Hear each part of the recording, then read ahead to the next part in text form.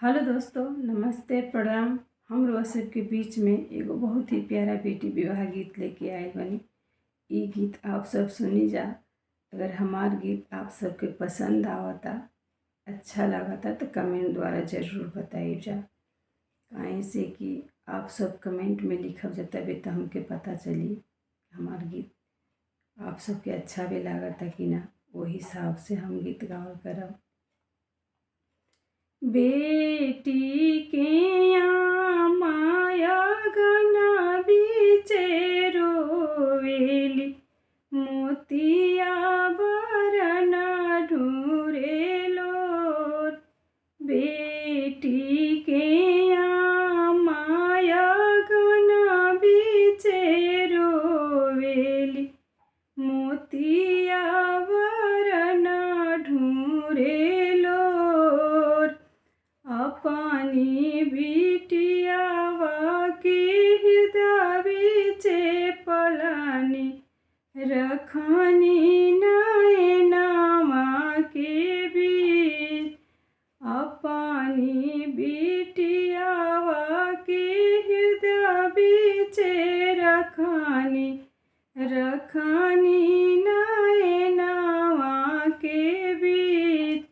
जेहि दीना बेटी मोरे हुई है पराई, कौना विधि राखबी प्राण। जेहि दीना बेटी मोरे हुई है पराई, कौना विधि राखबी प्राण। एतना बचन सुनी बोलेली बेटी, सुना मैया बचन हमार। एतना बचन सुनी बोलेली बेटी, सुना मैया अरज हमार। के मोरे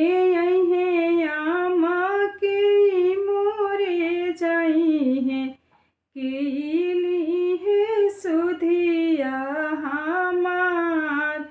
के मोरे आमा के मोरे जाई है, केली है सुधिया हमार। पापा तोहरो जाई है बेटी, भैया तोहरो जाई है।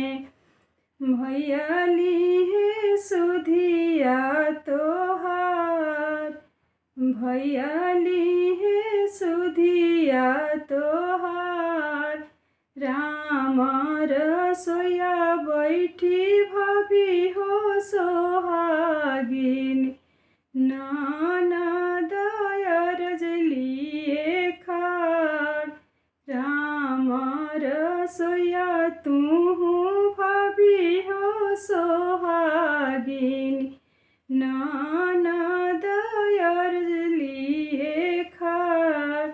के मोरे भाभी हो हानि जाई हाना, के लिए सुधिया हमार। के मोरे भाभी हो हाना जाई हाना, के लिए सुधिया हमार। ना भेजबो ननदो हो नौआ से बरिया, ना भेजबो भैया तोहार। ना भेजबो ननदो हो नौआ से बरिया, ना भेजबो भैया तोहार। रोवत बेटी हो अम्मा के पुकारेली, सुनाया माँ भाभी के जवाब। रोवत बेटी हो अम्मा के पुकारेली, सुनाया माँ भाभी के जवाब। जानी बेटी रोवा हो, जानी बेटी सुसुक, हम भेजब बेटी हो नौआ से बरिया, संगवा में बाबा तोहार।